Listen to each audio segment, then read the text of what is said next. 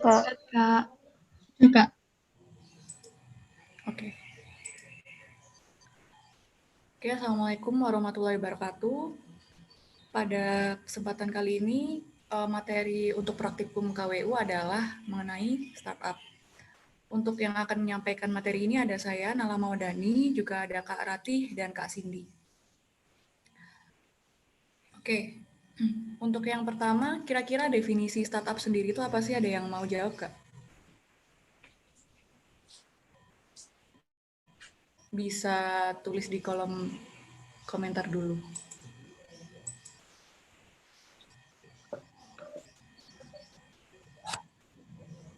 Ada yang mau jawab, kira-kira definisi startup itu apa sih?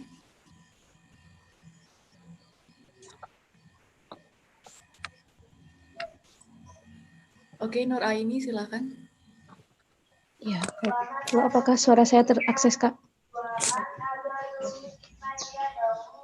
Jadi berdasarkan yang saya baca, startup itu merupakan perusahaan atau usaha yang dirintis untuk menjadi solusi dari permasalahan yang ada di sekitarnya. Biasanya startup ini usianya tidak lebih dari 3 tahun dan karyawannya ada yang bilang itu masih di bawah 80 atau 20 orang. Dan untuk keuntungan per tahunnya itu tidak lebih dari 100.000 US dollar. Ini bisa diulangi suaranya lebih kencang. Halo, apakah sudah terdengar, Kak? Ya, bisa diulangi lagi.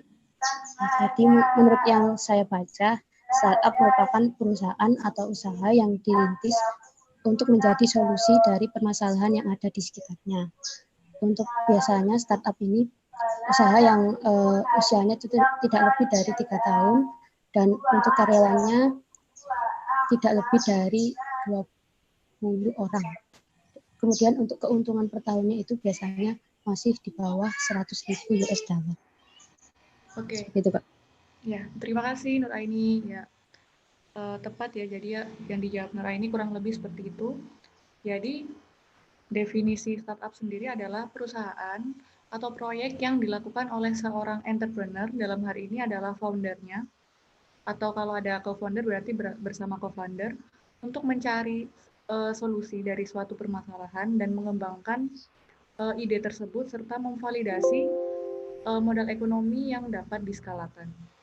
Jadi kalau dalam bahasa Indonesia ini startup ini adalah rintisan, masih baru gitu. Terus next.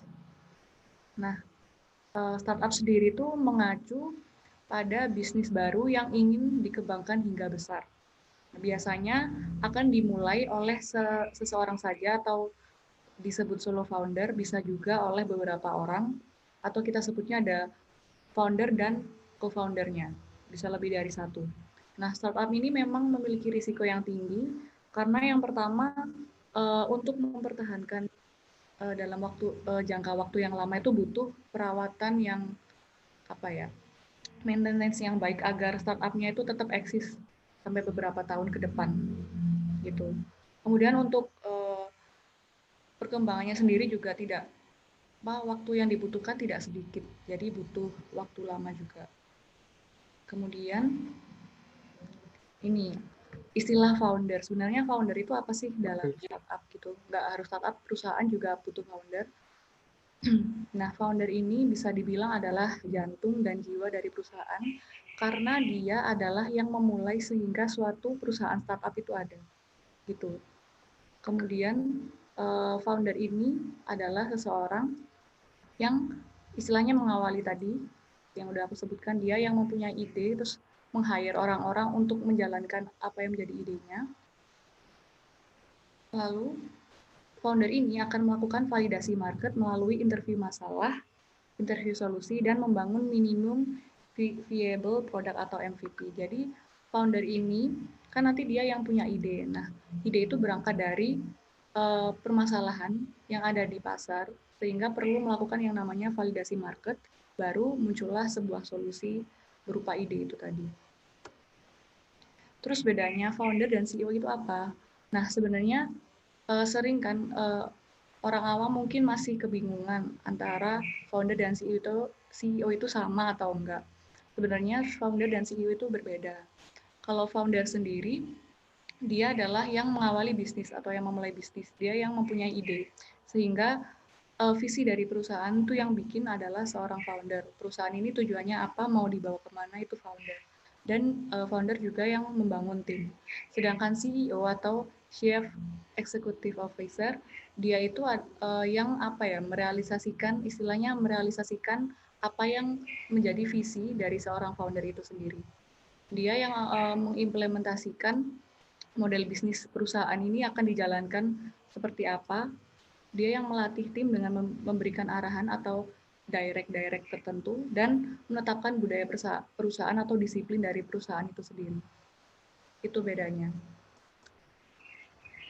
Nah, ini aku kasih contoh ya, mungkin dari teman-teman juga pada banyak yang sudah melihat drama ini. Kira-kira di sini, bentar. Siapa foundernya, siapa co-foundernya, siapa CEO-nya? Coba ada yang mau menjawab?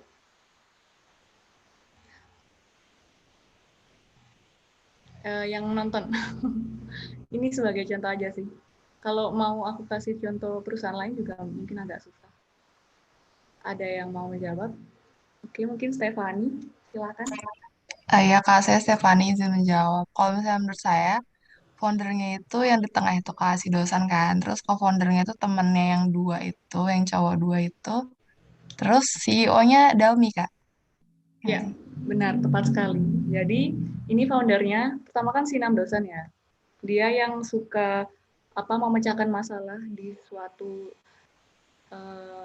masyarakat tuh butuh apa sih yang sekiranya lebih simple gitu. Jadi dia idenya itu dalam bentuk aplikasi gitu kan. Terus dia mengajak teman-temannya yang juga bisa ngoding. Jadi ini co-foundernya. Awalnya bertiga, kemudian karena ada acara semacam 1000 startup gitu kalau di Indonesia, akhirnya mereka bikin tim. Nah, di sini akhirnya dia di tim ini menentukan CEO-nya adalah CEO Dalmi. Jadi foundernya beda ya dengan CEO-nya. Tapi di beberapa perusahaan itu juga ada yang founder dan CEO-nya itu satu orang yang sama. Jadi tergantung dari kebutuhan perusahaan itu sendiri. Nah, kemudian ini ada beberapa komponen orang-orang yang menggerakkan startup. Yang pertama ada CEO, seperti yang aku sebutin tadi, ada Chief Executive Officer. Dia ini adalah kepala dari seluruh komponen ada di bawahnya. Ini ada COO, CMO, CFO. Nah, CEO ini paling atas, dia yang mengatur dan memberi arahan terhadap perusahaan. Kemudian CEO ini juga bisa disebut sebagai direktur biasanya. Lalu ada COO atau Chief Operating Officer, dia bertanggung jawab terhadap administrasi dan operasi bisnis perusahaan, serta dia bertanggung jawab terhadap CEO. Jadi COO ini ada beberapa juga yang menyebutkan bahwa dia adalah tangan kanan dari CEO, atau bisa disebut wakil CEO-nya. Kemudian di beberapa perusahaan disebutnya juga dia presiden. Jadi presiden itu masih istilahnya masih di bawah dari direktur. Kemudian ada CMO, Chief Marketing Officer. Berdasarkan namanya, dia di bidang marketing ya, mengatur aktivitas pemasaran termasuk manajemen penjualan, pengiklanan, market research, dan lain sebagainya berhubungan dengan marketing. Lalu ada Chief Financial Officer. Ini bertanggung jawab atas keuangan dan rencana finansial perusahaan. Dia ini yang budgeting istilahnya, kayak bendaharanya gitu. Lalu ada CIO, Chief Information Officer. Dia menjaga sistem perusahaan terkait teknologi informasi dan berfokus pada peningkatan efisiensi proses internal. Kemudian ada CTO atau Chief Technology Officer yang mengawasi pengembangan dan pengoperasian sistem informasi yang benar dari sudut pandang eksekusi. Jadi bedanya CIO dan CTO ini, kalau CTO ini kan sebenarnya dua-duanya harus bisa pemrograman juga, programmer.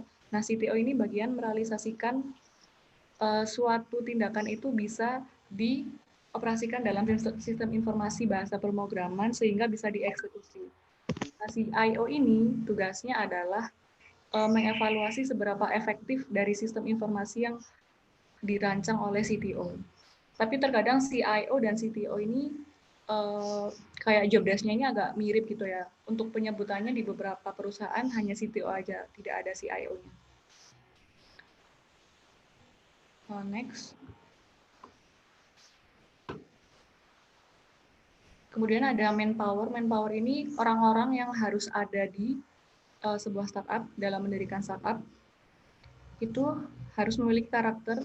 Orang dengan karakter yang pertama adalah hacker, orang dengan kemampuan pemrograman atau disebut programmer. Jadi dia yang nanti mengubah bahasa-bahasa apa ya istilahnya untuk mewujudkan suatu website, aplikasi atau solusi dari sebuah permasalahan itu menjadi bahasa pemrograman. Kemudian ada seorang hustler. Dia adalah orang yang dengan kemampuan di bidang pemasaran dan keuangan, karena kalau di startup tidak ada hustler ini bisa salah sasaran investor nanti. Dan bisa jadi mengalami kerugian yang banyak karena tidak adanya kemampuan di bidang pemasaran dan keuangan. Kalau di drama ini ya digambarkannya kan si Samsantehnya awalnya itu nggak ada seseorang yang hustler ini, adanya cuma hacker aja. Jadi mereka sulit untuk mendapatkan investor. Lalu ada hipster, ada orang yang inovatif. Di sini adalah orang dengan ide atau solusi dari suatu permasalahan. Nah, dalam mendirikan suatu startup ini harus ada 3 orang ini. Kemudian ada valuasi, istilah valuasi. Jadi valuasi ini adalah nilai ekonomi dari suatu perusahaan. Jadi misal suatu perusahaan memiliki valuasi nilainya 1 juta dolar. Nah, maksud valuasi 1 juta dolar ini apa? Jika ada seseorang yang ingin mengakuisisi perusahaan tersebut, maka setidaknya orang tersebut harus menyiapkan 1 juta dolar untuk dapat mengakuisisi si perusahaan itu. Untuk nilai valuasi sendiri, untuk startup, jika valuasi atau nilai kapitalisnya antara 1 miliar atau lebih, minimal 1 miliar, itu disebut dengan unicorn. Kemudian kalau lebih dari 10 miliar itu disebut decacorn, dan untuk yang lebih dari 100 miliar itu ada hexacorn. Nah, untuk di Indonesia sendiri, perusahaan unicorn itu udah ada beberapa, ada 4 kalau nggak salah, ada Tokopedia, kemudian ada Traveloka, ada OVO. Kemudian untuk yang decacorn ini hanya 1 di Indonesia, yaitu si Gojek. Jadi masih decacorn ini masih sedikit ya di Indonesia. Untuk yang hexacorn belum ada. Kemudian ini ada beberapa bentuk startup. Yang pertama ada di bidang games. Tentunya ya semua orang pasti butuh games ya untuk mengistirahatkan diri gitu, untuk hiburan. Ini games ini juga ini dari Indonesia startupnya. Terus ada properti ini di bidang jual beli tanah atau rumah. Ada Travelio ini punya Indonesia juga. Terus di bidang komersil atau jual beli perdagangan atau biasa disebut e-commerce yang saat ini tuh banyak sekali ya perusahaan startup e-commerce. Salah satunya ada Shopee. Kalau selain Shopee itu juga ada Tokopedia, ada JDID, ada Bukalapak, banyak sekali kalau untuk e-commerce. Terus kalau sekuritas ini bidang pasar modal. Kalau di Indonesia ini yang lagi ngetren Bibit ya, reksadana. Kemudian ada asuransi, ada Lifecal. Lalu nah, di dalam suatu perusahaan startup itu butuh yang namanya performance metric. Performance metrics ini apa sih? Dia adalah matriks atau parameter yang digunakan untuk menilai seberapa baik kinerja dari pekerja dan bagaimana perusahaan ini dapat sukses untuk mencapai visi atau tujuannya gitu. Jadi ada parameter atau penilaian tertentu yang harus dikualifikasi agar si perusahaan ini bisa mewujudkan tujuannya. Ini salah satu contoh metric performance dari startup di bidang SaaS atau Software as a Service, kayak semacam Microsoft gitu. Nah, ada 3 bidang yang disoroti, yaitu ada sales, marketing, dan operation. Nah, untuk di sales atau penjualan sendiri, kurang lebih ada 3 ya. Yang pertama ada conversation rate. Nah, di sini conversation rate ini adalah rasio orang yang terkonversi dari jumlah yang registrasi di startup kita menjadi orang yang membayar startup kita. Kan kadang masih kalau kita bisa mengunduh aplikasi gitu kan ya hanya registrasi aja. Nah, di conversation rate ini si pemilik startup ini menghitung rasio orang yang akhirnya mau membayar aplikasi itu dan tidak hanya registrasi aja. Kemudian ada monthly recurring revenue, ini adalah jumlah pendapatan yang didapatkan tiap bulannya dari pengguna atau user yang membayar. Lalu ada number of qualified sales opportunities per month, yaitu adalah jumlah atau calon kontak pelanggan yang sesuai dengan kualifikasi atau sesuai dengan segmentasi yang diharapkan tiap bulannya. Jadi ada analisa-analisa yang perlu dilakukan untuk mencapai penjualannya maksimal. Selain di bidang penjualan, ini ada di bidang marketing, ada yang namanya lifetime value. Nah, lifetime value ini adalah mempertimbangkan nilai pendapatan yang dapat diraih oleh startup dari total pelanggan dan membandingkan angka itu dengan jangka waktu loyalitas pelanggan untuk menggunakan startup. Jadi di sini ini kita lifetime value ini atau LTV ini ingin mengetahui atau mengukur segmen pelanggan yang loyal. Karena pelanggan yang loyal ini adalah sumber istilahnya sumber pendapatan yang pasti gitu. Karena dia terus-menerus menggunakan startup kita. Lalu ada Customer Acquisition Cost atau CAC. Ini adalah biaya kebutuhan untuk mendapatkan pelanggan atau bisa dibilang kebutuhan untuk pemasaran untuk Halo Kak, maaf. Ya. Ini teman-teman bilang terlalu cepat Kak di chat. Oke. Mau diulang? Boleh Kak? Dari yang marketing. Oke, Kak. Jadi untuk yang marketing, yang pertama itu ada poin lifetime value atau LTV. Nah, LTV ini untuk apa?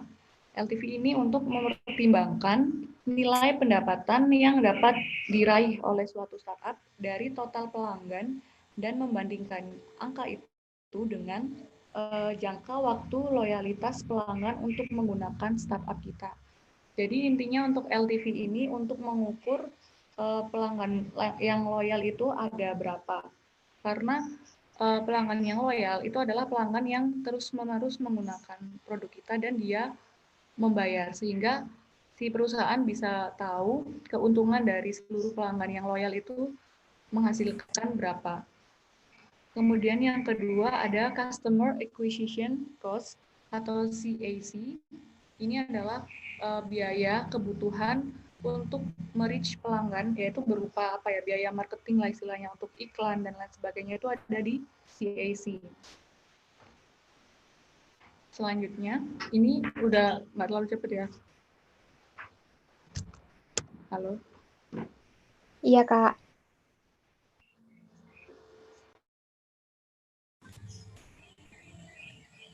Oke, selanjutnya ada operation.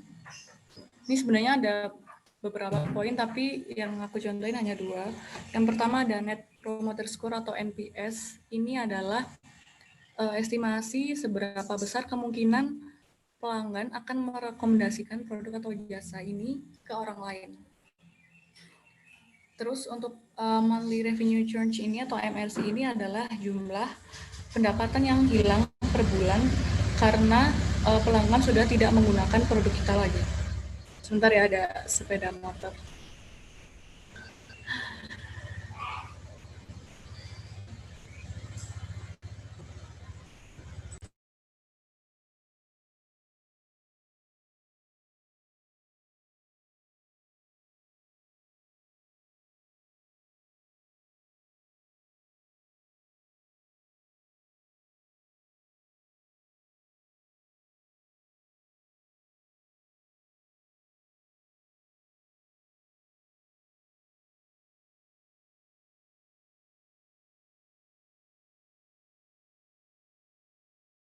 Oke, kemudian ada Key Performance Indicator. Ini sebenarnya sama seperti matrix.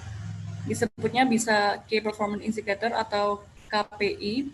Ini ada 5 poin yang disingkat dengan SMART. Yang singkatannya adalah Specific, Measurable, Actionable, Relevant, dan Timely. Jadi metrik-metrik tadi atau parameter-parameter tadi itu harus memiliki karakteristik spesifik, measurable, actionable, relevant, dan timely.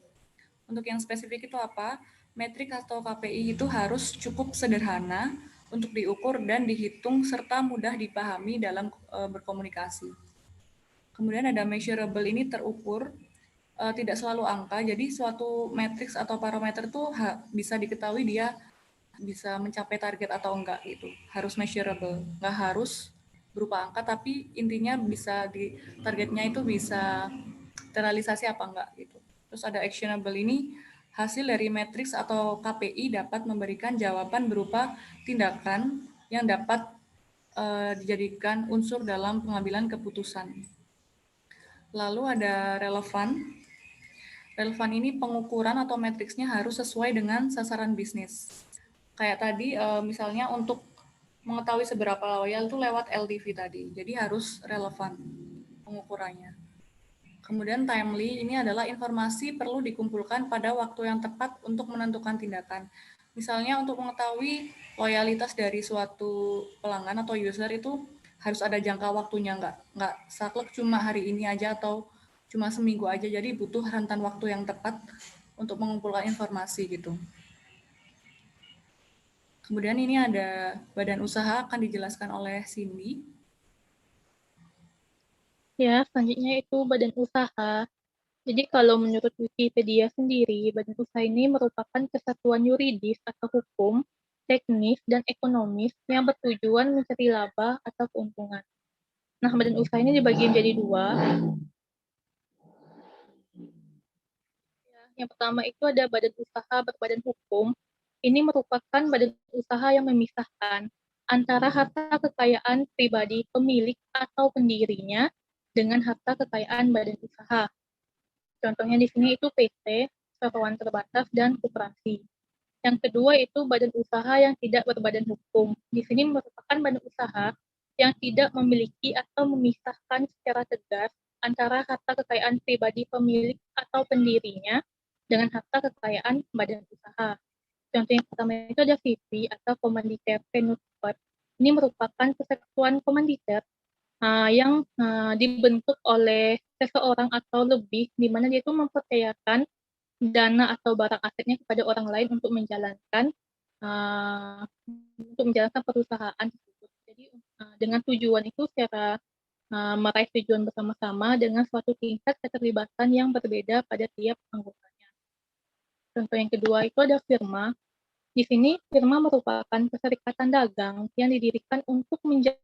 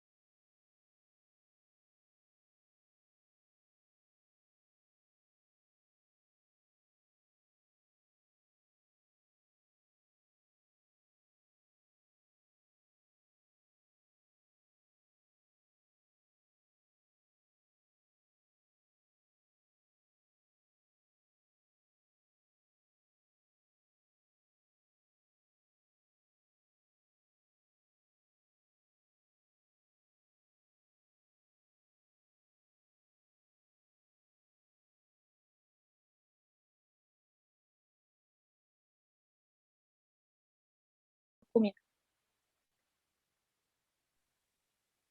Iya, Kak. Oke. Jadi tadi kalau nggak salah udah masuk contoh kedua, firma. Jadi saya ulangi ya. Jadi firma ini merupakan keterikatan dagang yang didirikan untuk menjalankan usaha dagang bersama di bawah satu nama, di mana setiap peserta atau pendirinya ini turut bertanggung jawab. Di sini misalnya contohnya ada firma hukum, firma akuntansi, dan yang lainnya. Contoh berikutnya ada persekutuan perdata. Ini merupakan kumpulan orang-orang yang biasanya itu memiliki profesi yang sama dan berkeinginan untuk berhimpun atau menggunakan nama bersama dalam usahanya. Nah, contoh berikutnya adalah usaha per orang. Next, Kak.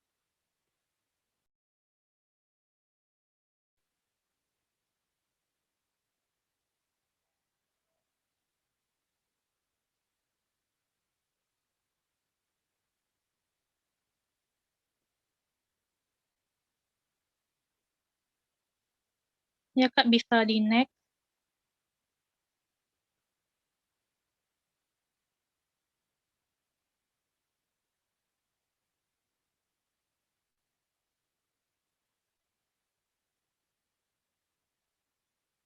Ya, jadi apa saja yang perlu kita ketahui sebelum mendirikan badan usaha untuk startup kita? Next, Kak.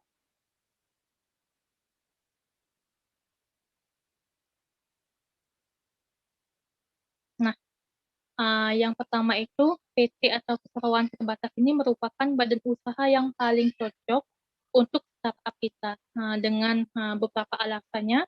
Yang pertama yaitu secara pertanggungjawaban dan kepemilikan PT ini telah diatur jelas secara hukum.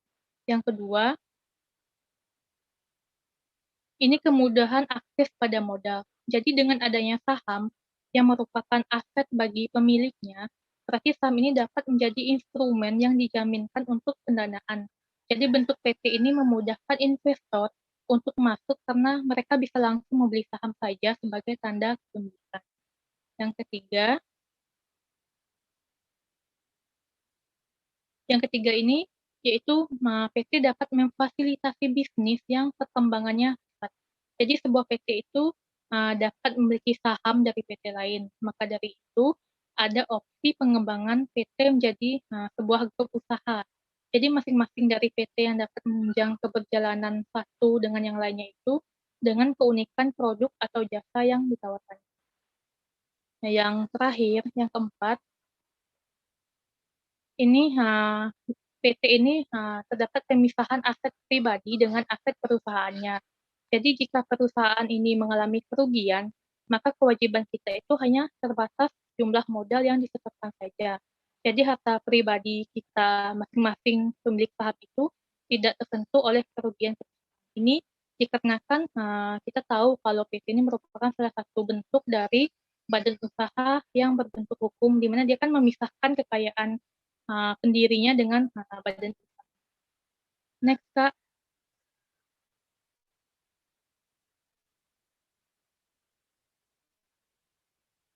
Ya, yang perlu kita perhatikan selanjutnya adalah membuat capitalization table. Ini merupakan dokumen yang menjelaskan situasi faktual dari kepemilikan perusahaan.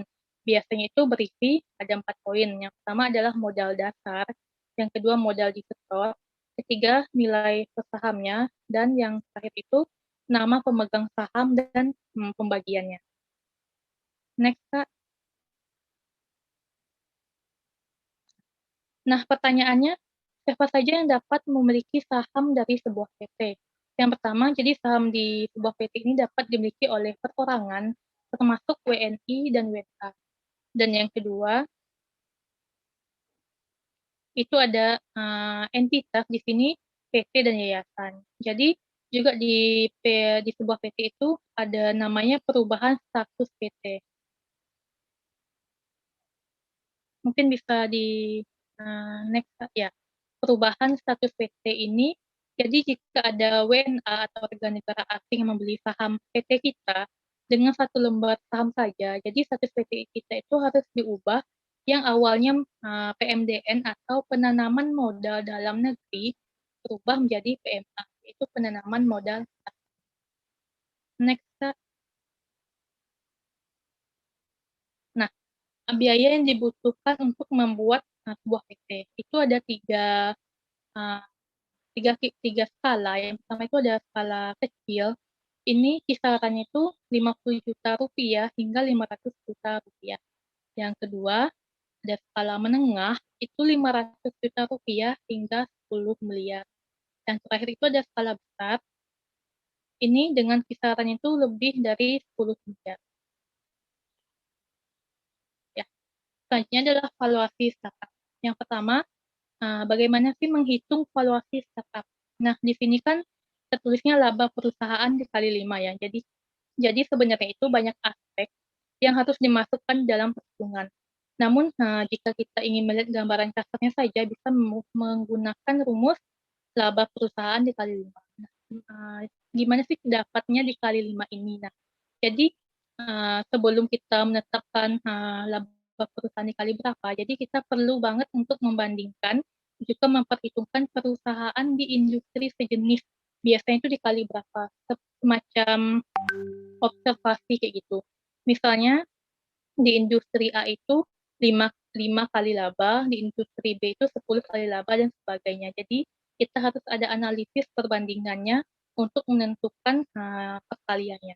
Yang kedua,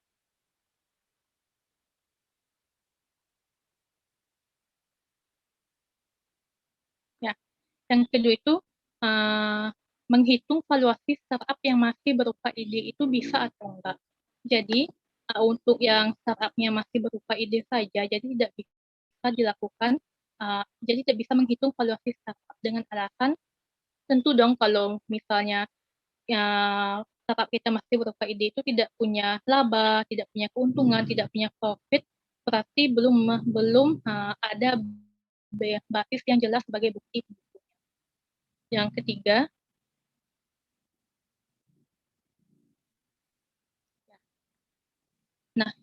itu adalah memvaluasi intellectual property atau hak cipta. Jadi sebagai informasi saja, di Indonesia itu ada lembaga untuk menghitung hak cipta yang terdaftar di OJK atau Otoritas Jasa Keuangan. Nah, beberapa acuan dari hitungan OJK ini, yang pertama adalah taxation. Ini merupakan sebuah alat tolak ukur yang bisa menggambarkan kualitas bisnis dari perusahaan rintisan. Yang kedua itu ada jumlah partner bisnis, dan yang ketiga itu ada peluang kerjasamanya. Terakhir, next. Nah, ini terakhir itu menentukan gaji co-founder pada saat awal pendirian startup. Jadi di sini tuh teman-teman harus tahu apa itu hutang gaji. Jadi jika startup ini belum ada uang sebesar gaji yang ditentukan, berarti startup ini bisa melakukan hutang gaji kepada karyawannya. Jadi secara cash flow itu memang gajinya belum dikeluarkan. Hanya baru dicatat dalam keuangan kalau startup ini hutang gaji kepada si A sebesar X rupiah. Next, Kak.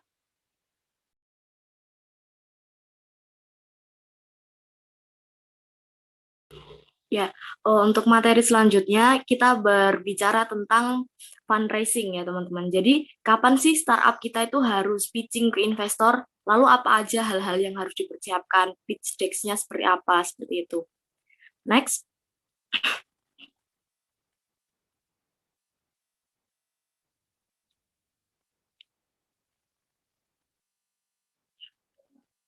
Next. Nah, sumber dana dari startup itu biasanya terdiri dari dua, teman-teman. Yang pertama bootstrapping, yang kedua investment funding. Yang bootstrapping ini sebenarnya umum dilakukan atau diterapkan oleh UMKM di Indonesia, tapi mungkin ini istilah yang baru yang teman-teman baru dengar seperti itu. Nah, bootstrapping ini memulai bisnis tanpa dana dari eksternal, jadi kita pakai dana mandiri dari internal kita sendiri, seperti itu. Nah, yang kedua adalah investment funding, yang merupakan bisnis dengan mempresentasikan ide produk awal kita kepada investor untuk mendapatkan bantuan dana awal dari investor, seperti itu. Nah, pertanyaannya, kenapa sih kok kita butuh investor kalau kita sudah punya dana pribadi, seperti itu kan? Nah, pada startup itu biasanya ketika bisnis modelnya sudah mulai kelihatan berjalan, sudah bisa sudah bisa kelihatannya ini bisnis ini menjanjikan seperti itu. Nah, berjalan dengan baik kan berarti dapat revenue. Nah, selanjutnya apa yang dikejar kalau itu udah didapat gitu kan, harusnya kan growth dan scale up kan, harus berkembang dan melakukan scaling up seperti itu.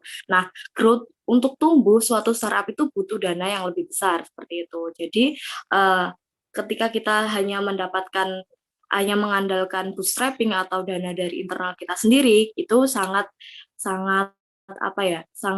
kemungkinan terkalahkan oleh startup yang investornya besar juga akan semakin besar kemungkinan kita terkalahkan seperti itu. Nah, gimana sih caranya ngatur pengeluaran ketika uang kita itu masih pendanaannya dari bootstrapping atau dari uang kita sendiri. Nah, yang pertama itu satu orang itu dalam bisnis seperti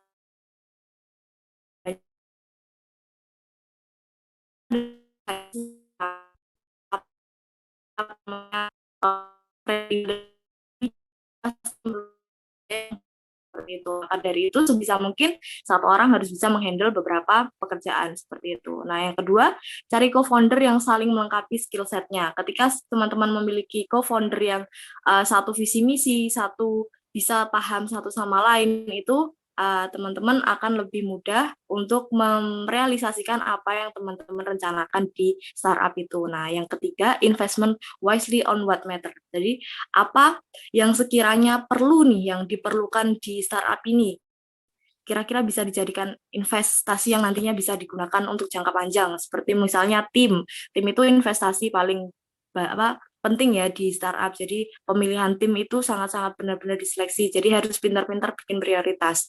Nah, yang terakhir adalah penting mengatur gaya hidup. Kenapa seperti itu? Karena di bootstrapping ini sangat rawan tercampurnya antara dana pribadi, dana pribadi dengan dana startup. Jadinya harus pintar-pintar untuk mengatur gaya hidup agar uangnya ini tidak terpakai dengan hal-hal yang tidak terlalu penting seperti itu. Selanjutnya, next.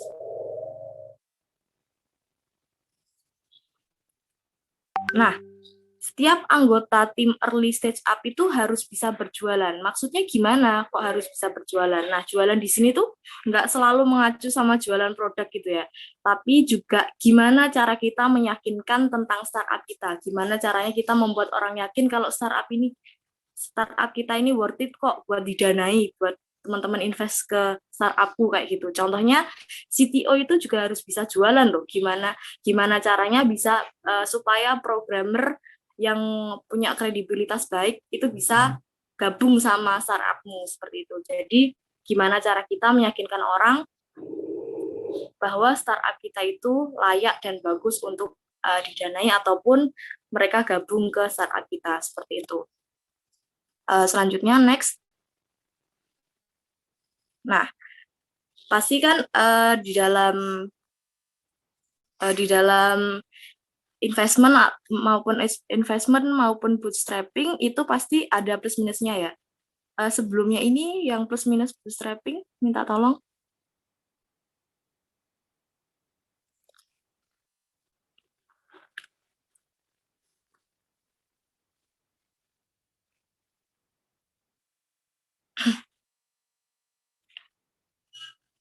Next.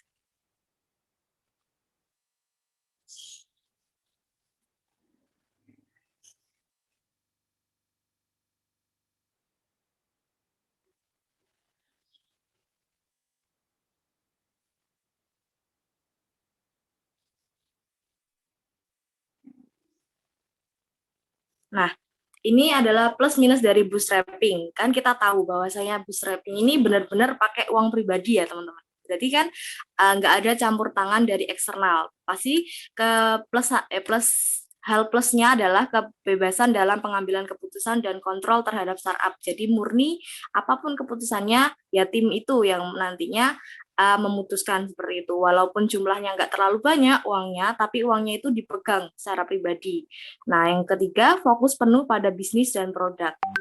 Terus yang keunggulan terakhir yaitu terprogram untuk membangun uang menggunakan uang secara bijak karena uangnya kan terbatas. Pasti kan skala prioritasnya nanti lebih detail lagi karena keterbatasan sumber daya untuk keuangan seperti itu. Adapun kekurangannya, keuntungan yang didapatkan harus diinvestasikan kembali ke dalam bisnis. Pastikan uangnya muter ya untuk pengembangan bisnisnya seperti itu. Nah, yang kedua, pertumbuhannya tidak secepat uangnya waktu banyak pastinya.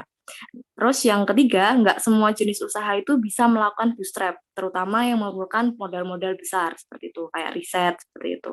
Terus yang terakhir, kompetitor yang uangnya lebih banyak bisa mendapatkan kesempatan yang lebih besar, seperti itu. Untuk yang selanjutnya, yaitu plus minus dari investment funding.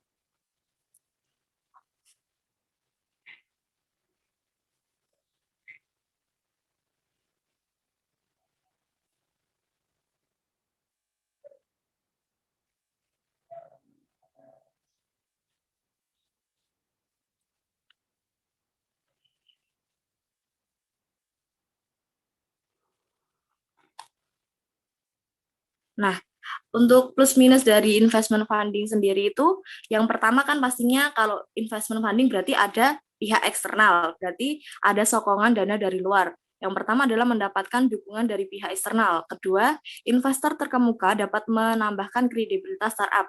Jadi ketika startup kita didanai atau diinvest oleh perusahaan ternama, berarti kan otomatis kredibilitas startup kita juga ikut bagus. Oh, startup itu loh Rek, didanai sama perusahaan ini kayak gitu. Nah, pertumbuhan startup bisa lebih cepat karena pendanaannya tadi.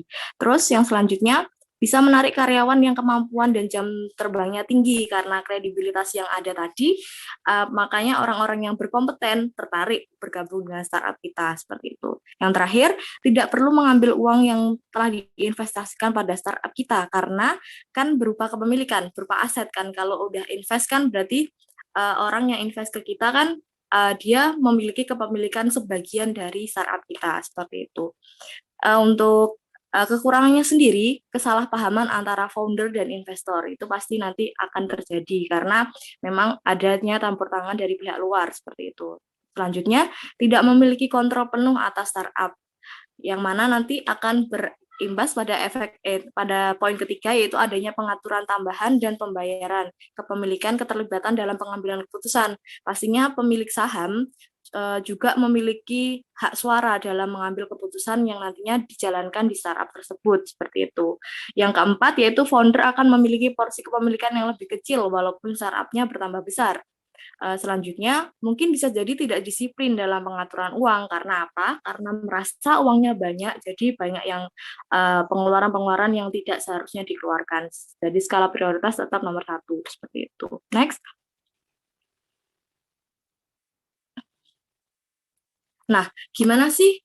Tadi kan berarti sudah fokus ke investment funding ya. Terus gimana caranya kita bisa mencapai bisa tembus gitu, bisa diinvest oleh suatu perusahaan gitu. Gimana caranya bisa suatu investor bisa tertarik dengan startup kita? Yang pertama adalah PDKT sama investornya. Kedua, siapin pitch deck-nya. Next, untuk lebih detail.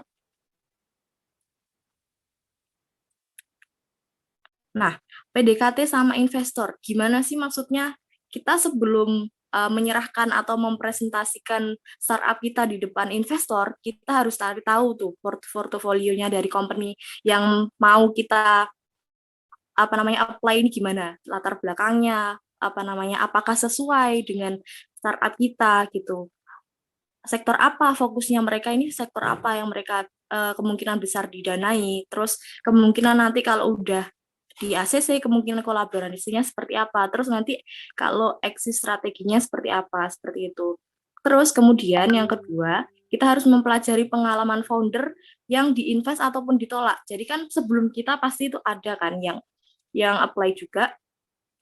Cari tahu kira-kira pengalaman founder yang diinvest itu yang seperti apa, yang ditolak yang seperti apa. Jadi pengalaman mereka bisa jadi pembelajaran untuk kita seperti itu. Next.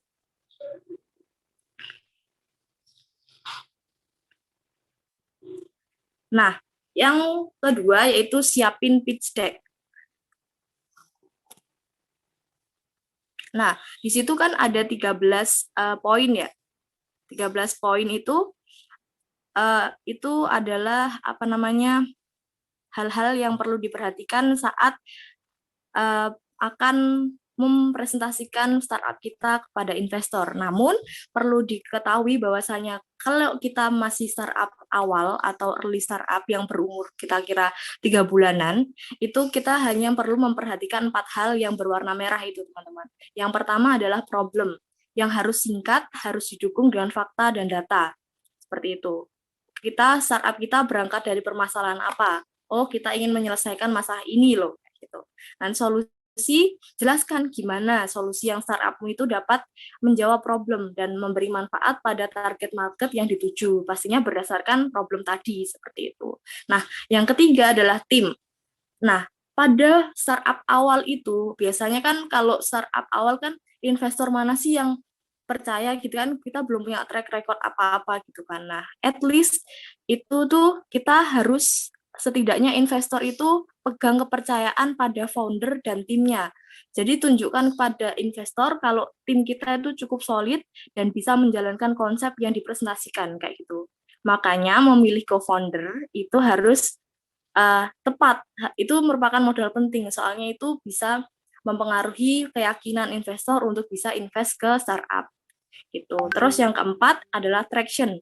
Tadi kan disinggung materi-materi sebelumnya adalah metrik atau parameter itu harus penting seperti itu. Tujuannya metrik ini adalah meyakinkan juga gimana sih pencapaian yang dapat kita lakukan ke depannya. Pencapaian itu dapat mencerminkan pertumbuhan yang baik atau enggak di startup ini. Dan dari situ nanti investor semakin yakin untuk menginvestasikan dananya atau enggak di startup kita seperti itu. Selanjutnya, next.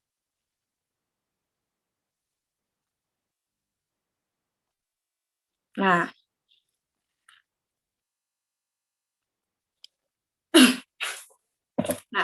yang selanjutnya ini kita bicara tentang growth hacking. Jadi, growth hacking ini apa? Growth hacking ini kita cara atau sesuatu yang mengharuskan fokus pada pertumbuhan jumlah pengguna. Jadi gimana caranya biar startup kita itu usernya terus bertambah seperti itu. Next.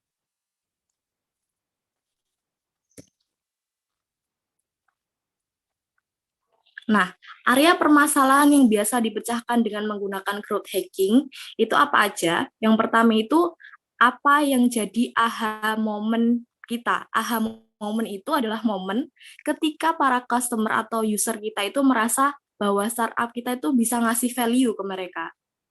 Merasa mereka membutuhkan startup kita, itu namanya aha momen. Yang kedua adalah bagaimana mendapatkan lebih banyak pengguna. Gimana sih caranya banyak yang download startup kita. Terus yang ketiga, bagaimana meningkatkan retensi pengguna. Terus yang terakhir, bagaimana meningkatkan konversi dari pengunjung visitor menjadi user yang awalnya cuma visit doang. Gimana caranya bisa sampai download dan pakai dan sampai loyal ke perusahaan startup kita seperti itu. Next. Nah, ini ada 3 kriteria dari growth hacking ya teman-teman. Yang pertama adalah creative marketing, yang kedua adalah eksperimen data, yang ketiga adalah automation engineering, seperti itu. Nah, kalau dari namanya udah apa kelihatan ya. Yang pertama itu gimana caranya kita itu memakai cara kreatif dan efektif dalam marketing. Seperti halnya gini, umpamakan aja kita tuh startup yang awal-awal mula-mula, kalau kita masih ingin mengalahkan startup yang gede dengan cara konvensional, ya kemungkinan kalahnya juga besar gitu. Makanya startup itu harus bisa menemukan cara kreatif untuk mengalahkan kompetitor bahkan dengan biaya yang rendah seperti itu. Terus yang kedua adalah eksperimen dan data. Nah, harus banyak eksperimen, dan lihat data. Nah, seorang growth hacker itu harus sering melakukan tes dan uji coba. Indikator berhasil atau tidaknya adalah dengan melihat berdasarkan data. Hal ini penting karena data ini yang bisa digunakan untuk menentukan strategi selanjutnya. Jadi tidak strategi selanjutnya itu tidak berdasarkan asumsi saja seperti itu. Jadi dikuatkan dengan adanya data. Terus ketika udah ada strategi, udah ada data, terus yang ketiga adalah automation atau engineering. Nah, selanjutnya adalah implementasi. Langsung dengan melakukan otomatisasi. Karena startup sering mempunyai, kan kalau di startup budgetnya kecil, timnya dan sumber dayanya juga terbatas. Terus akhirnya harusnya melakukan otomatisasi, yaitu dengan menggunakan alat-alat atau yang bisa membantu manusia, seperti itu. Terus selanjutnya, itu next, ada 2 cerita sukses dari growth hacking, dari yang menggunakan metode growth hacking ini. Yang pertama ada Gmail, teman-teman. Nah, saat pertama perusahaan Gmail ini pertama kali diluncurkan tuh hanya beberapa orang aja yang bisa pakai. Yang mana orang tersebut adalah orang yang diundang oleh pengguna Gmail yang dapat membuat akun seperti itu. Kayak udah pakai Gmail nih, harus ngundang orang biar orang itu bisa masuk ke Gmail. Itu awal mula di Gmail. Mungkin sekarang itu yang lagi nge-hits, mungkin yang kemarin-kemarin itu Clubhouse ya. Jadi hal ini menciptakan rasa takut ketinggalan, FOMO gitu. Sehingga orang itu berlomba-lomba pakai Gmail kayak gitu. Terus yang kedua, itu ada Airbnb. Nah, di Airbnb ini dia pakai growth hacking-nya, dia berafiliasi dengan Craigslist, yang mana itu merupakan situs iklan baris yang trafficnya cukup tinggi waktu saat itu.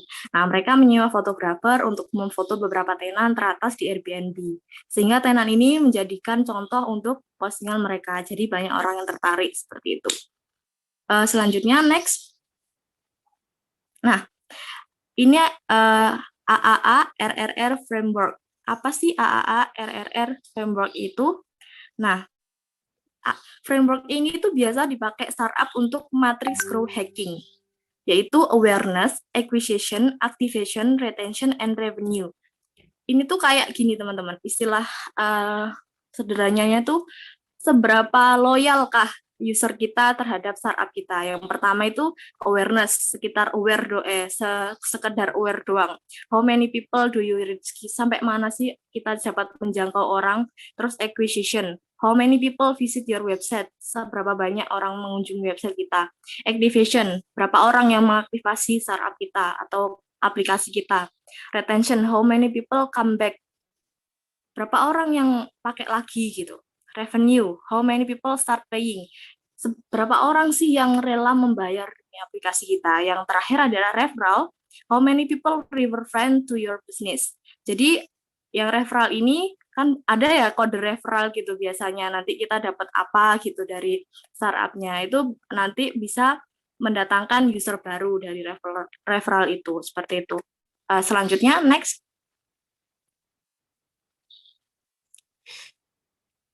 Nah, pentingnya menentukan matriks yang tepat untuk mengoptimalkan growth hacking. Jadi metrik itu sangat penting teman-teman. Kita sekarang perhatikan yang simulasi 1 ini. Nah, setelah memperhatikan simulasi 1 ini kan, pertama, yang mengunjungi website itu ada 100 orang. Terus yang daftar itu ada 80 orang. Terus step ketiga, yang menyelesaikan pembelian tuh 0. Nah, ini kan kalau kayak gini caranya, kita belum bisa menganalisis lebih dalam gitu. Kira-kira kok nggak dikomplitkan tuh kenapa gitu? Apakah harganya nggak cocok kah sama user, atau karena terlalu banyak step yang harus dilakukan, atau kita produknya jelek atau gimana? Jadi simulasi gambar 1 ini kurang bisa memberikan informasi terhadap strategi apa yang nantinya kita bisa gunakan, seperti itu. Lain lagi di simulasi kedua, next gambar selanjutnya. Nah, di simulasi udah. Next. Nah, di simulasi kedua ini lebih rinci. Jadi yang visit website itu ada 100 orang, yang sign up ada 80 orang, yang select item itu ada 75 orang, yang create order atau pengguna memasukkan pesanan itu ada 50 orang. Terus waktu complete purchase kok ada 0 orang? Nah, ini kan lebih spesifik ya. Terus berarti kan ternyata tahu di tahapan setelah order create atau pengguna memasukkan pesanan tuh mungkin informasi rekeningnya nggak muncul, jadi pengguna nggak tahu kita harus bayar kemana kayak gitu. Nah, dengan matriks yang lebih spesifik kayak gini, kita bisa tahu benar masalahnya itu di mana, lalu kita bisa hubungi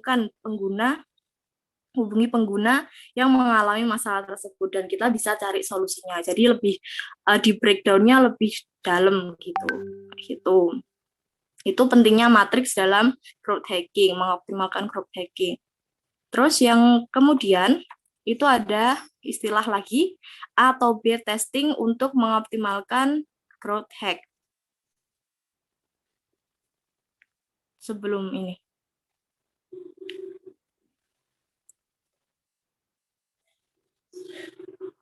Nah, jadi di A/B testing ini itu penting. Seorang growth hacker itu harus sering melakukan eksperimen tadi ya. Cari solusi gimana biar bisa diterapkan di startup itu. Nah, idealnya itu growth hacking ini bisa melakukan 15 sampai 20 tes dan 1 sampai 2 improvement mayor. Nah, dari percobaan dari contoh percobaan itu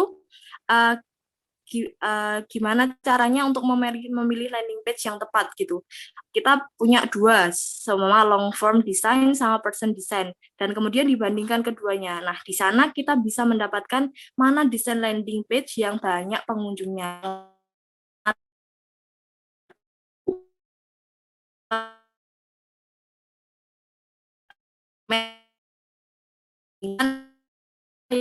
Lebih tertarik gitu. Nah, untuk poin terakhir,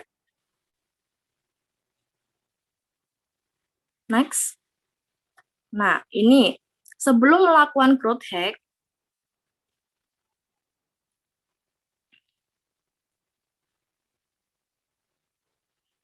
nah, jadi growth hack ini tuh kayak langkah lebih advance gitu. Jadi jangan lakukan growth hacks dulu sebelum teman-teman itu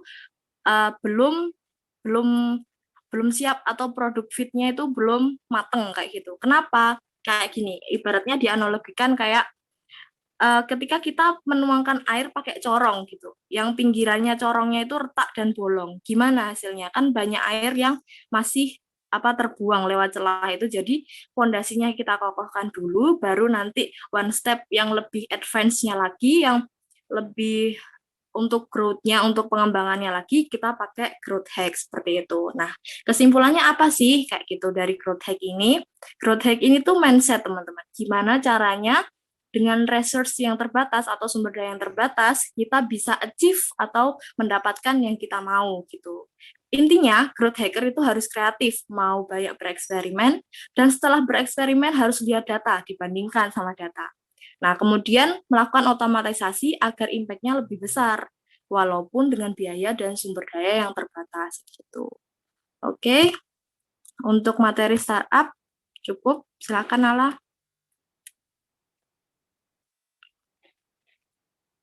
Oke, terima kasih untuk Kak Rati dan Kak Cindy. Ini teman-teman karena waktunya tinggal 2 menit, kita akhiri dulu ininya, Zoom-nya, terus join lagi ya. Biar nanti waktu sesi tanya jawab nggak kepotong. Iya, Kak.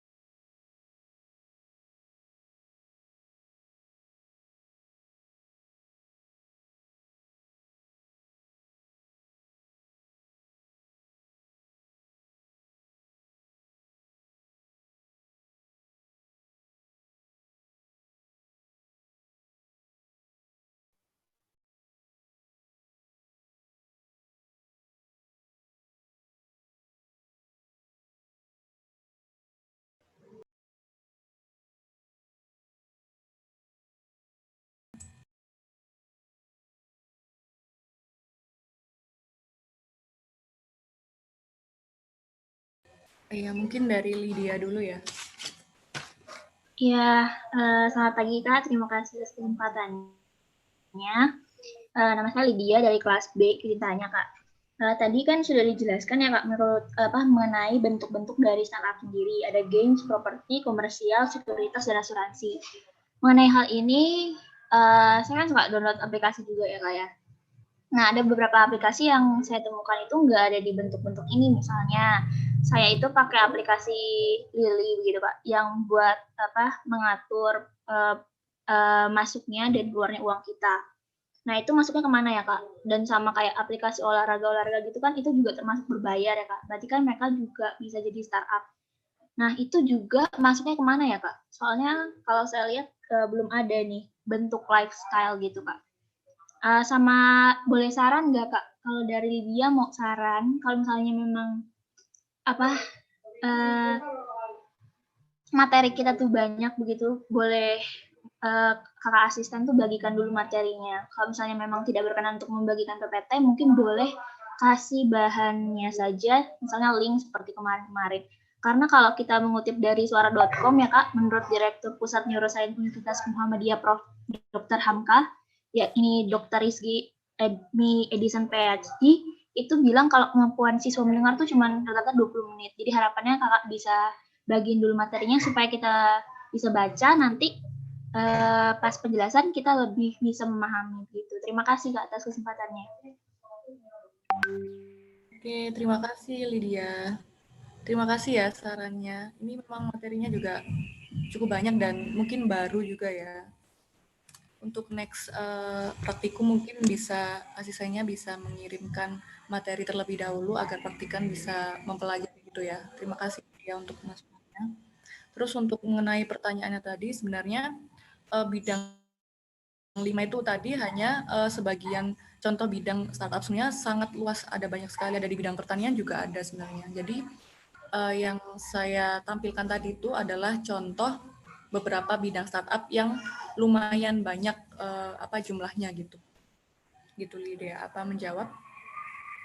Oh, saya pikir udah dijelasin semua. Oke, cuman sentuh aja ya. Makasih Kak. Kemudian ada OCFP ini siapa ya? Oh iya, saya itu Aisyah. Maaf itu belum diganti namanya, saya pakai 2 device karena satunya nggak bisa mic-nya. Ya. Silakan Aisyah. Ya Kak, saya Aisyah Fajriati dari kelas B, izin bertanya mengenai investor. Jadi saya pernah ikut seminar gitu Kak. Nah, kalau misal kita punya suatu usaha, tapi kita tuh nggak punya modal, itu tuh bisa melalui investor gitu Kak ya. Nah, yang ingin saya tanyakan itu kan kalau investor itu perjanjiannya adalah dananya, hasilnya, keuntungannya, labanya itu kan dibagi ya, sesuai dengan perjanjian. Nah, yang ingin saya tanyakan itu adalah, kalau investor kan memberikan suatu dana ke seseorang gitu ya Kak ya, misalnya mau memulai usaha. Nah itu tuh apakah nanti bagi dananya itu selamanya selama usaha itu atau sampai pendanaan yang diberikan sama investor tersebut lunas ya Kak? Gitu. Makasih Kak sebelumnya. Oke, terima kasih. Mungkin dari Kak Cindy atau Kak Rati mau menjawab mengenai investor. Izin menjawab ya. Jadi terkait tentang pendanaan investor ke suatu startup atau usaha kita, itu besaran yang nantinya kita bagi hasil itu kita tentukan di awal kan persentasenya. Let's say katakan 2% dari keuntungan 2% dari dana invest yang diberikan ke kita seperti itu. Nah, untuk lamanya sampai kapan keuntungan kita bisa sampai ke sampai ke tangan investor, selama uang itu masih mengucur ke perusahaan atau startup kita seperti itu. Nah, ketika investor itu sudah menjual atau mencabut pendanaan itu, ya berarti kan aset kepemilikannya sudah investor tersebut sudah tidak termasuk dalam kepemilikan startup kita. Jadi pembagian keuntungan dicukupkan seperti itu. Apakah Baik Kak. sudah menjawab Aisyah? Iya, Kak. Terima kasih, Kak. Oke. Selanjutnya ada Muhammad Fatan Ma'arij. Baik, terima kasih Kak atas kesempatannya. Sebelumnya perkenalkan saya Muhammad Fatan dari kelas A. Saya pertama akan bertanya tentang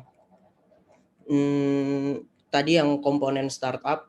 Itu saya tidak melihat ada Chief Human Resource Officer atau CHRO. Itu apakah memang sebuah startup itu belum memerlukan atau bagaimana? Dan pertanyaan kedua saya adalah tentang KPI atau Key Performance Indicator. Itu apa, matrix ini tuh mengukur performance perorangan atau tim atau divisi ya Kak? Terima kasih Kak. Oke, jadi pertanyaannya ada dua ya, Fatan. Yang pertama mengenai yang apa tadi? Human Resource. CHRO, Chief Human Resource Officer ya Kak?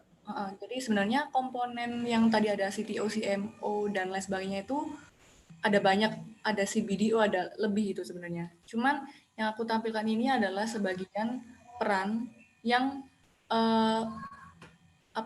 pasti ada gitu dalam suatu startup. Tapi sebenarnya selain itu tadi yang ada itu ada banyak, ada berapa ya kemarin?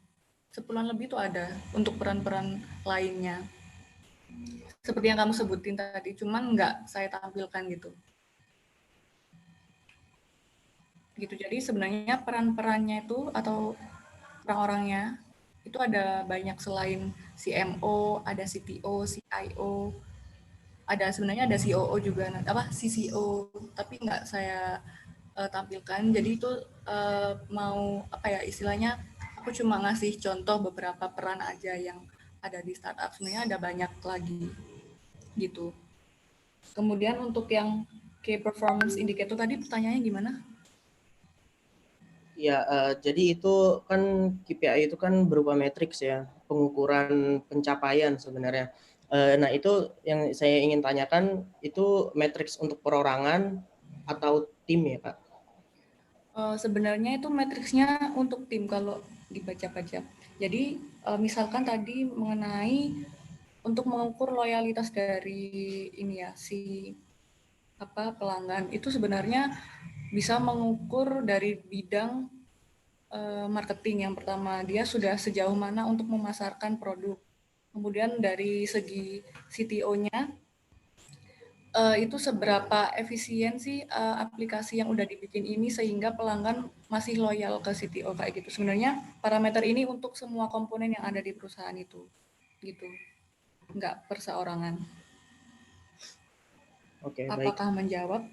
Iya, menjawab Kak. Terima kasih ya Kak. Iya. Mungkin ada yang mau bertanya lagi?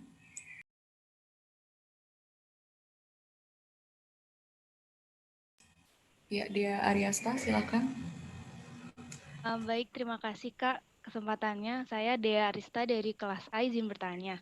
Saya ada 2 pertanyaan. Pertanyaan yang pertama, tadi dijelaskan kalau startup ini khususnya untuk bisnis-bisnis yang berbau dengan teknologi gitu ya Kak. Nah pertanyaannya, apakah teknik prinsip-prinsip yang udah dijelaskan oleh penjelasan tadi, apa bisa kita terapkan untuk bisnis kita secara mandiri yang tidak ada sentuhan teknologinya?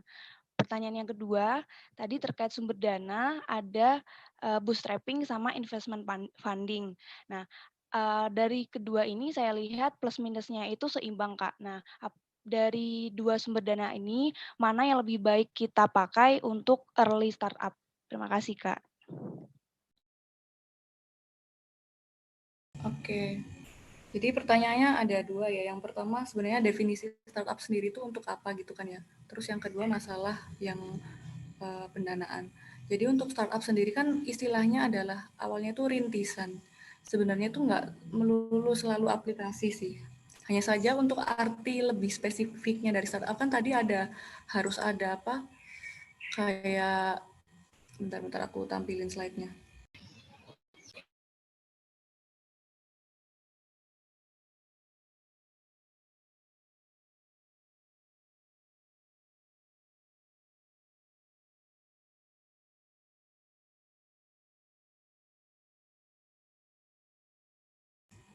Nah, jadi itu kuncinya itu si entrepreneur ini itu berangkat dari suatu ide, dari suatu permasalahan yang kemudian akan dikembangkan.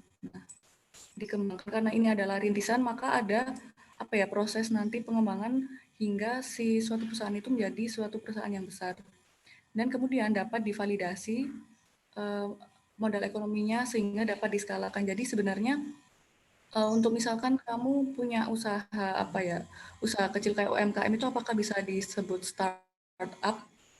Sebenarnya bisa, karena itu hakikatnya sendiri kan juga merupakan rintisan gitu ya, yang nanti akan dikembangkan. Hanya saja pada di era industri sekarang itu startup ini kebanyakan mayoritas itu bergerak di bidang teknologi, karena dari zaman ke zaman kan manusia itu kayak pengen yang lebih simple, nggak ribet gitu kan. Jadi sebagian besar mengacunya pada teknologi, pengembangan teknologi gitu. Apakah menjawab, Dea? Oh iya Kak, menjawab.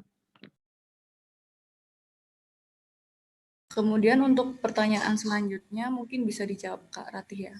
Ya, jadi terkait dengan plus minus dari sumber dana tadi yang bootstrapping dan investment funding itu, kan masing-masing punya plus minusnya teman-teman. Nah, kapan kira-kira mana sih yang sebaiknya dipilih seperti itu kan ya pertanyaan, benar? Iya, betul Kak.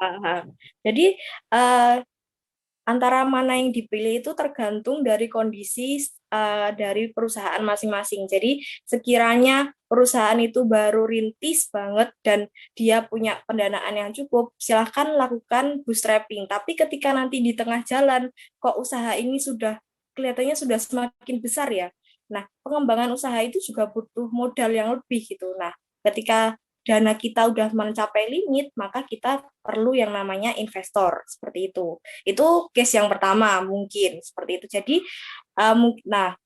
case yang kedua juga bisa jadi memang dari awal perusahaan ini udah kita nggak punya dana, kita ngajuin proposal ke investor-investor aja dengan cara meyakinkan mereka kalau tim kita itu cukup kompak, cukup solid, bisa mencapai matriks yang udah kita tentukan kayak gitu. Itu case yang kedua, kemungkinan kedua. Jadi tergantung dari perusahaan sekiranya keadaannya seperti apa, seperti itu.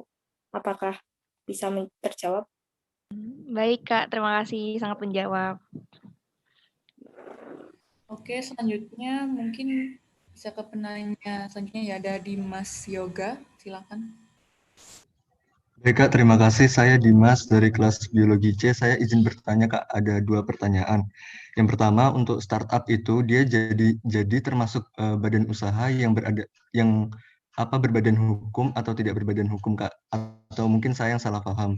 Kemudian untuk yang kedua, untuk biaya yang dibutuhkan dalam pembuatan PT itu kenapa bisa berbeda-beda ya Kak? Apakah mungkin tergantung dari usaha dari setiap PT-nya? Semisal PT yang usahanya berada di bidang makanan akan berbeda dengan PT yang usahanya berada di bidang teknologi. Seperti itu Kak, terima kasih. Oke, mungkin Kak Cindy bisa menjawab ya.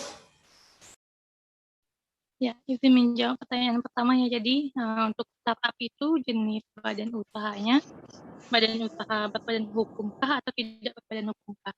Seperti yang telah saya jelaskan tadi, kalau hal-hal yang perlu diketahui sebelum mendirikan badan usaha untuk startup itu, yang pertama itu adalah sangat disarankan untuk badan usaha yang cocok untuk startup itu, yaitu badan usaha yang berbadan hukum. Soalnya dengan contoh tadi kan PT dengan alasannya tadi, yang salah satu hal yang perlu kita pertimbangkan adalah kalau yang berbadan hukum itu nanti kerugian, misalnya PT kita mengalami kerugian. Nah, kerugian itu hanya kerugian dana usahanya saja, tidak mencakup kerugian aset pribadi kita sendiri. Jadi sangat disarankan kalau untuk mendirikan itu jenis badan usahanya yang berbadan hukum. Untuk pertanyaan yang kedua, kan ada 3 skala biaya yang dibutuhkan untuk membuat PT itu, ada kecil, menengah, dan besar. Itu tergantung dengan jenis perusahaan, jenis startup yang ingin kita dirikan. Misalnya kalau PT dengan skala kecil 50 juta sampai 500 juta itu, ya jadi PT itu ya tidak lebih besar dari dana yang lebih dari 10 miliar. Apakah bisa dipahami? Bagaimana Iya nih? Kak, bisa. Terima kasih untuk penjelasannya, sudah jelas. Oke. Iya, sama-sama. Terus selanjutnya ada Yudhistira Ibrahim, silakan. Oh iya, baik Kak. Perkenalkan, saya Yudhistira Ibrahim dari kelas Biologi A. Izin bertanya mengenai yang valuasi startup, Kak. Kan tadi dijelaskan tuh yang di PowerPoint itu kan ada 3 kategori ya, Kak. Unicorn, Decacorn, Hectacorn ya, Kak. Nah, yang ingin saya tanyakan itu, kan ini valuasi itu akan nilai dari apa ya? Nilai dari usaha apa perusahaan itu sendiri ya Kak, yang itu tuh total apa ya, nilai modal uangnya tuh berapa ya Kak? Itu apakah dilihat dari semua apa namanya semua barang yang dimiliki oleh startup itu atau bagaimana ya Kak? Soalnya kan ini nilainya kan besar banget ya Kak, sampai miliaran tuh apakah dilihat dari apa saja barang apa alat bahan yang apa ya namanya kayak ke apa saja yang dimiliki sama startup atau perusahaan itu atau bagaimana ya? Pertanyaannya berarti kayak valuasi ini perhitungannya dari mana gitu ya? Iya. Ya, mungkin Kak Cindy bisa menjawab ya. Tadi ada beberapa perhitungan yang perlu dilakukan untuk menghitung valuasi. Iya, mohon maaf tadi sempat kendala. Mungkin dari Yudis boleh diulangi pertanyaannya. Oh, baik Kak. Ya, mungkin yang simpelnya dari Kak Nala tadi itu Kak apa kan tadi ada kayak semacam valuasi ya, Kak, valuasi untuk perusahaan gitu ya atau startup tuh kan ada yang 3 kategori unicorn, decacorn sama hectacorn.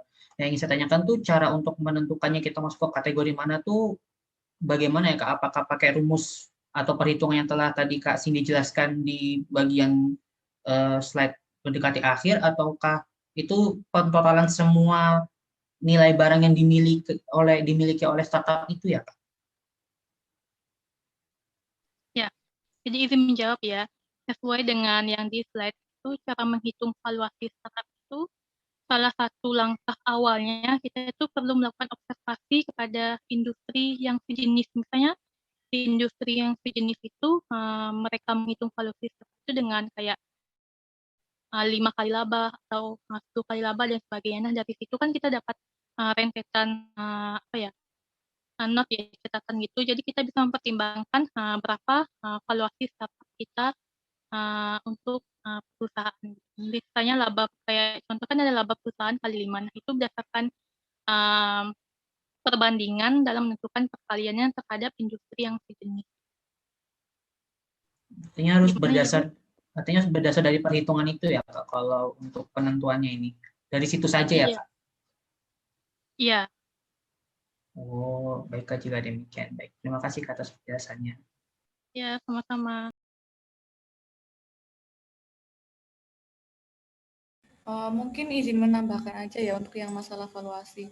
Sebenarnya untuk metode penghitungannya itu ada macam-macam. Kalau kita baca di beberapa sumber itu, cuman beberapa yang harus dipahami, variabel-variabel yang harus ada itu, yang masuk perhitungan masuknya itu adalah nilai saham, utang, dan uang tunai. 3 komponen itu yang biasanya jadi variabel. Apakah menjawab Yudhistira? Oke Kak, menjawab Kak. Terima kasih Kak atas tambahannya. Oke, jadi untuk penghitungannya nggak ada yang saklek sih sebenarnya. Nggak harus yang kali 5 tadi. Mungkin ada yang mau bertanya lagi.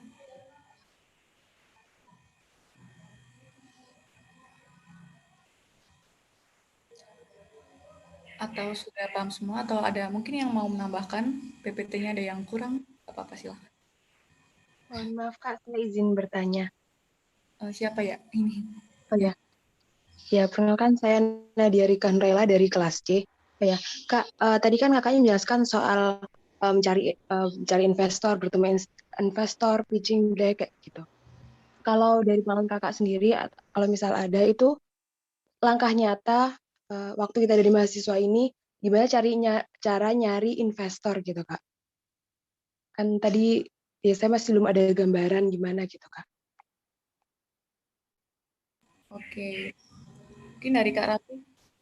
Ya, jadi dari apa ya, kalau kita pitching ke investor gitu ya, ini mungkin kita kecilkan skalanya dulu. Mungkin kita ambil contoh itu ini, anak sponsorship ketika acara kegiatan kampus gitu.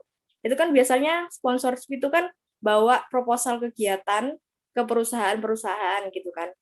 Ya itu, kita mempresentasikan sekiranya acara kita itu apa namanya, latar belakang diadakannya kenapa acara ini worth it buat didanai kayak gitu. Nanti kegiatan acaranya seperti apa gitu. Nanti kira-kira apa sih yang didapatkan perusahaan ketika bisa mendanai kita. Contoh kalau kita ngambil skala kecil ya, contohnya tadi sponsorship di acara kegiatan kampus gitu. Oh ini Pak, nanti kalau di sponsorship seperti itu biasanya ada gold, platinum, dan silver gitu. Nanti bapaknya perusahaannya disebutkan selama acara nanti MC-nya menyebutkan, nanti Bapak bisa pasang spanduk di sana seperti itu. Pokoknya keuntungan apa yang beliau dapatkan ketika dia invest ke acara kita kayak gitu. Nah, itu gambaran umumnya. Jadi kita meyakinkan ke mereka acara kita itu kayak gimana. Berarti which is kalau di startup berarti perusahaan kita itu gimana, mulai dari mekanismenya, timnya, terus nanti gimana cara kerjanya, kita jelasin ke mereka. Terus nanti pasti mereka, terus saya dapat apa Mbak kalau saya invest ke sana? Nanti kita jelasin sistem bagi hasilnya seperti apa. Nanti Bapak nanti bisa dapat sekian persen dari keuntungan yang kita dapat selama sekian bulan atau sekian tahun seperti itu. Jadi gimana caranya kita menjual meyakinkan orang kalau startup kita itu bisa berkolaborasi kayak gitu. Anda mendanai, nanti kalau kita untung juga Anda yang dapat kayak gitu sih. Gimana? Cukup menjelaskan atau ada yang belum? Oh ya, udah Kak. Mungkin itu dulu. Oh ya. Aku mau nambahin deh mungkin ya. Jadi kalau untuk maksud kamu mahasiswa ini kamu ada bisnis gitu atau startup maksudnya? Atau bisnis lain? Oh iya Kak, jadi kalau tadi kan contohnya yang pendanaan waktu acara, tapi kalau startup itu gimana gitu Kak, mencari investor dan lain sebagainya. Apakah ada langkah-langkah yang misalnya Kakak sarankan atau gimana gitu? Oke, mungkin kalau untuk teman-teman mahasiswa yang masih merintis dan sangat early ya, sangat awal, itu kalian bisa merujuk langsung ke investor yang namanya angel investor. Jadi angel investor ini mereka lebih cocok untuk startup yang baru aja memulai dan belum ada masih belum ada prestasi-prestasi sebelumnya gitu.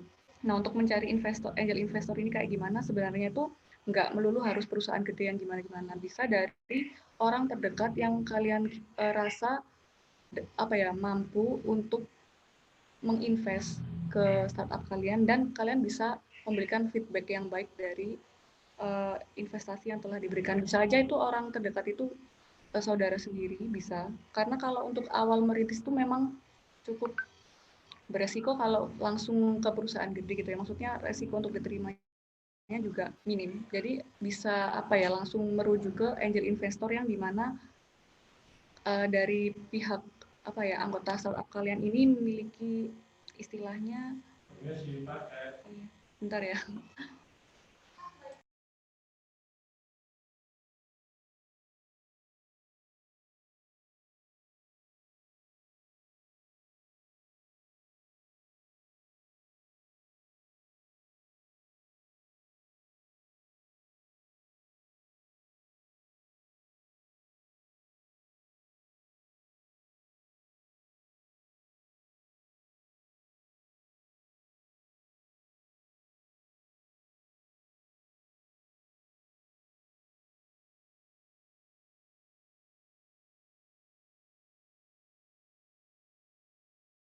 Oh, mohon maaf ya tadi ada interupsi. Jadi angel investor ini bisa yang paling aman tuh orang yang emang dari kalian sendiri tuh kenal sama orang tersebut.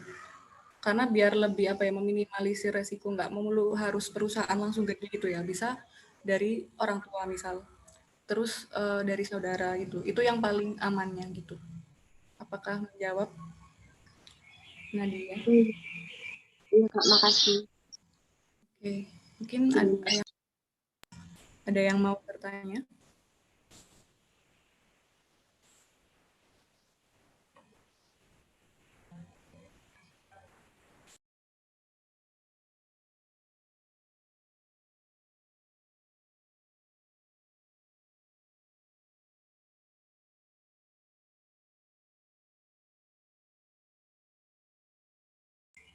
Cukup ya? Ini yakin dari yang lain nggak ada yang mau bertanya lagi? Ditunggu sampai ini 9.52. Kalau emang nggak ada, kita akhiri.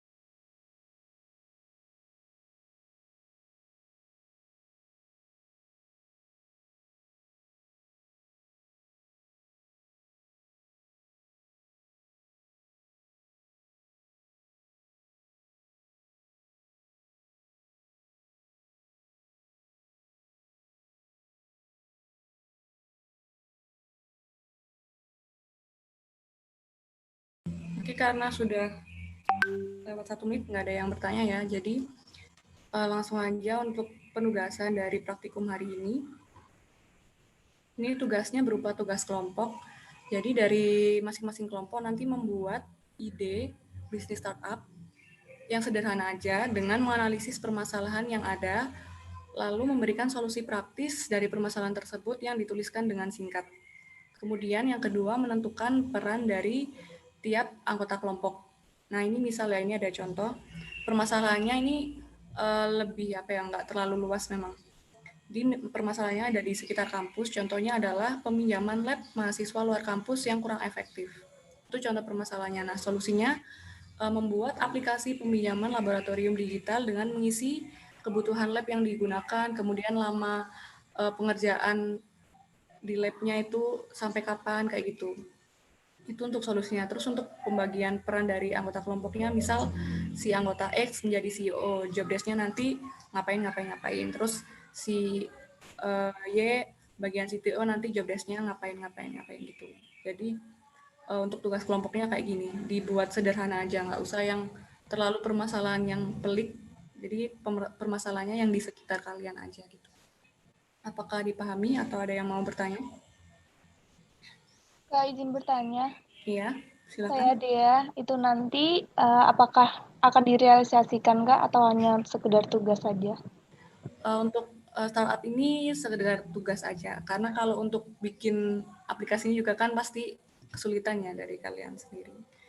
Jadi sekiranya cari permasalahan yang kasih pola pikir untuk pemecahannya aja, nggak sampai direalisasikan gitu. Baik Kak, terima kasih. Sama-sama.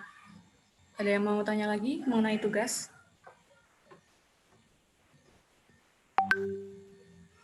Untuk pengumpulannya bentuk PDF seperti biasa di email asisten.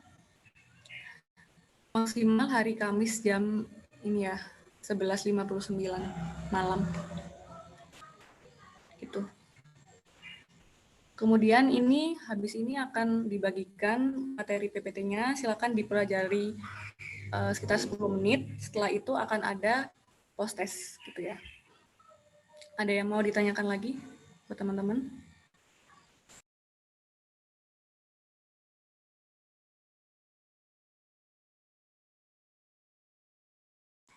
Oke, karena tidak ada yang bertanya, deadline tugas. Deadline-nya tadi udah saya sebutkan, minggu depan hari Kamis maksimal jam 11.59 ya, di email asisten kelompok masing-masing. Oke, setelah ini akan asisten bagikan untuk materi hari ini, silakan dipelajari dulu, kemudian akan ada post test ya. Terima kasih. Sebelum kita akhiri, mari Kak, apakah ini ada resume juga? Iya, resumnya tetap seperti biasa teman-teman. Jadi ada resume sama tugas kelompok. Gitu. Mungkin ada yang mau tanya dulu ya sebelum ditutup? Atau udah cukup? Kak, resume. Resume minimal halamannya satu ya. Satu halaman. Tapi karena ini materinya banyak kan nggak mungkin ya satu halaman ini.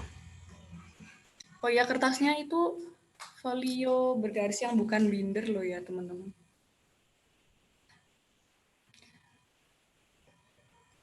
Kalau deadline resume malamnya seperti biasa. Nanti malam.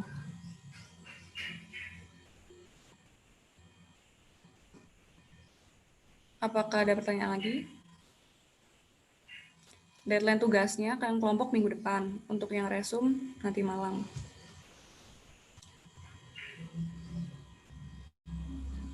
Ada yang ditanyain lagi nggak? Untuk maksimal halaman, maksimalnya tidak ada.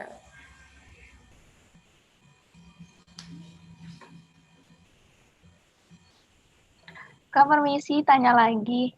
Iya. Untuk yang tugas kelompok startup itu satu antar kelompok harus beda nggak, Kak? Soalnya takut ada yang sama gitu, gimana?